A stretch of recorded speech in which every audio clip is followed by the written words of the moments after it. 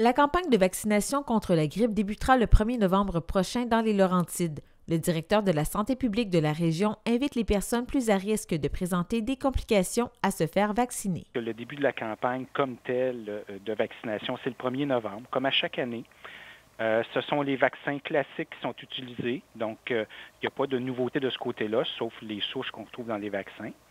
Les trois particularités, je vous dirais, les plus importantes, c'est que compte tenu de la COVID et des mesures sanitaires qu'il faut mettre en place, malheureusement, on n'est pas en mesure de mettre en place des cliniques de vaccination de masse, donc des cliniques de vaccination sans rendez-vous. C'est le grand changement cette année. Donc, il va falloir absolument prendre rendez-vous. On va vous expliquer un petit peu plus tard les modalités de prise de rendez-vous. L'autre particularité, c'est l'apport beaucoup plus important des pharmacies dans la campagne actuelle. Les pharmaciens ont maintenant accès au vaccin du gouvernement du Québec là, qui fait partie de la vaccination gratuite contre la grippe. Et juste vous donner une idée, dans la région, c'est à peu près 37 000 doses que les pharmaciens vont avoir sur à peu près 90 000 doses qu'on donne à chaque année. Donc, ça, c'est de voir aussi, inviter les gens à contacter leur pharmacie pour voir s'ils offrent le service, qui normalement est totalement gratuit s'ils sont couverts dans les groupes qui sont ciblés par la vaccination. Et l'autre particularité, c'est que certains GMF, groupes de médecine de famille, et aussi lors de certaines visites en milieu hospitalier pour des suivis médicaux, soit d'arthrite, de diabète, il y aura là aussi possibilité de recevoir le vaccin selon certaines modalités. Donc, ce qui est important, c'est de rappeler les clientèles qui sont visées. C'est les gens qui sont plus à risque d'hospitalisation et de décès. Donc, il y a eu une grosse étude au Québec là-dessus.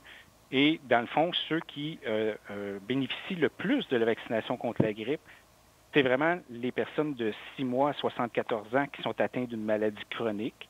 Donc, maladie chronique, c'est les gens souvent qui sont suivis un suivi médical régulier, que ce soit de l'emphysème, de l'asthme, de la fibrose kystique, le diabète, cancer, les traitements pour le cancer ou des troubles neurologiques. Donc, c'est vraiment les gens qui bénéficient le plus de la vaccination contre la grippe. Bien sûr aussi, les femmes enceintes au 2e, 3e trimestre de leur grossesse sont ciblées. Les personnes de 75 ans et plus, peu importe leur état de santé.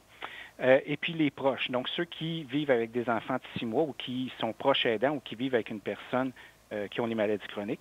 Et bien sûr, ceux qui ont des contacts avec nos gens plus vulnérables, nos travailleurs de la santé. Donc, comme je vous disais, les lieux de vaccination, la grande nouveauté cette année, c'est si possible, essayez de contacter votre pharmacien pour voir s'il peut vous offrir le service, qui normalement est totalement gratuit. L'autre possibilité, c'est de voir lors des visites qui sont prévues, soit à l'intérieur du CIS ou soit lors d'une rencontre avec médecin de famille pour voir si la vaccination est offerte. Sinon, comme équipe du CIS des Laurentides, il faut absolument prendre rendez-vous parce que, étant donné les mesures qu'il faut mettre en place par rapport à la COVID, il faut s'assurer que les gens prennent rendez-vous. Donc, 2 façons de prendre rendez-vous. Il y a le site Internet clicsanté.ca. Qui est la façon la plus facile pour éviter des fois des temps d'attente. Là, les gens souvent se précipitent sur le téléphone pour prendre leur rendez-vous, donc on les invite à essayer d'aller sur le site Internet ou sinon de se faire aider par quelqu'un de la famille si les gens sont moins habitués sur Internet. Sinon, ça va être la ligne 1-888-664-2555, donc pour prendre rendez-vous. Bien sûr, quand les gens vont venir à leur rendez-vous, premièrement, ça prend un rendez-vous qui est obligatoire, donc les gens ne peuvent pas se présenter sans rendez-vous. Si possible, les gens qui sont autonomes, d'éviter de venir accompagner. Autant que possible, on demande aux gens d'arriver à l'heure exacte de leur rendez-vous.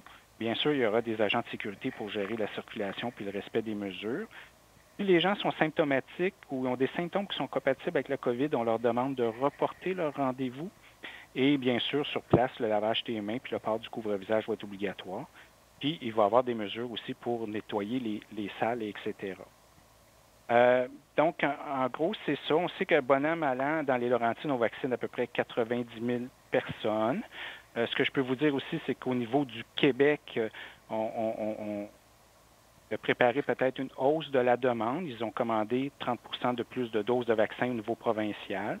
Mais ça ne veut pas dire que ça se reflète automatiquement pour les Laurentides, mais il y a tout un système de gestion au niveau provincial pour s'assurer que les doses sont là où sont disponibles.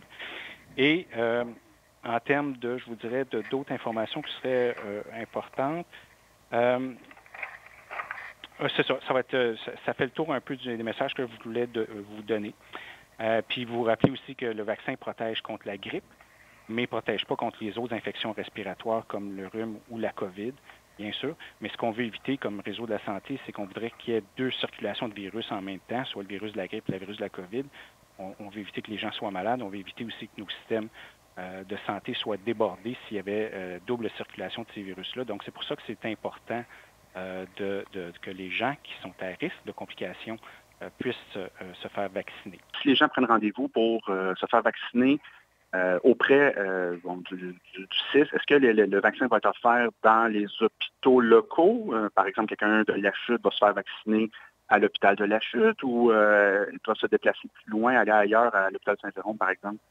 Il y a plusieurs endroits. Je ne sais pas, Caroline, si tu peux donner quelques exemples, mais normalement, il y a des endroits qui sont prévus pour essayer de couvrir les territoires. Il y a des particularités pour le territoire d'Argenteuil et Antoine-Labelle parce que, effectivement, les transports en commun puis les villages sont plus éloignés. Je ne sais pas, Caroline, si tu es en ligne pour donner un exemple un peu de comment ça s'organise.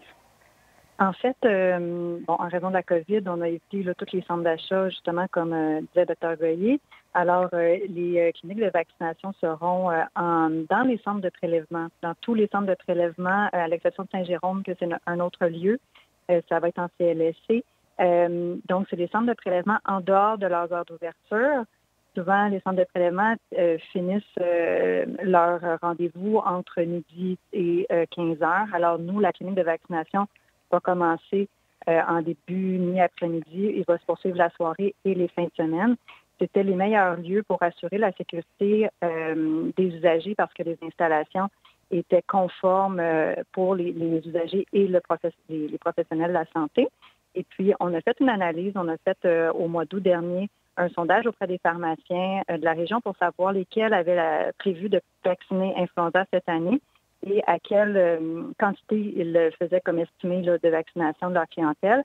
Et avec l'analyse et de nos centres de prélèvement et de la couverture vaccinale offerte par les pharmacies, à ce moment-là, on a ciblé les endroits du territoire qui étaient moins bien couverts. Et c'est à ces endroits-là qu'on a rajouté des lieux de vaccination supplémentaires dans les municipalités. Alors, comme disait Dr. Goyer, autour de La Chute, Argenteuil et dans le nord particulièrement, alors ces plages-là ont été ajoutées dans des lieux spécifiques pour assurer que toute la population de la région ait un lieu à proximité. Est-ce qu'on pourrait avoir la liste de ces endroits-là que vous avez prévu de tenir des cliniques en partenariat avec les municipalités? Bien, en fait, l'enjeu qu'on a, puis je vous demanderai beaucoup de collaboration aussi dans la communication de vos messages, c'est qu'on ne veut pas que les gens se présentent sans rendez-vous. En connaissant les lieux de vaccination avant leur prise de rendez-vous, on ne voudrait pas qu'ils aillent spontanément dans les lieux de vaccination parce que le matin, ça va être les cliniques de centre de prélèvement. Alors, il ne faut pas qu'il y ait d'achalandage aux portes. Nous, on s'est assuré de la présence d'agents de sécurité pour vraiment faire le trafic, mais pour assurer les règles COVID, de diffuser les calendriers, ça ne sera pas fait cette année pour cette raison-là, pour pas qu'il y ait de va-et-vient, parce que les gens ne pourront pas avoir de sans rendez-vous. Alors, il faut vraiment consulter la ligne, le site web clicsante.ca ou appeler pour avoir l'information sur son rendez-vous. Alors, on ne pensait pas diffuser les calendriers de vaccination. Mais si vous allez sur clicsante.ca, puis on pourrait vous envoyer la liste. Quand vous tapez un code postal de la région, vous avez tous les sites de vaccination de la région qui sont disponibles. Il y a certaines municipalités qui vont être ajoutées aujourd'hui même parce qu'on avait des enjeux avec les locaux qu'on a réglés aujourd'hui. Alors, il y a des sites qui vont s'ajouter au cours des prochaines heures. Mais oui, on pourrait vous transmettre la liste.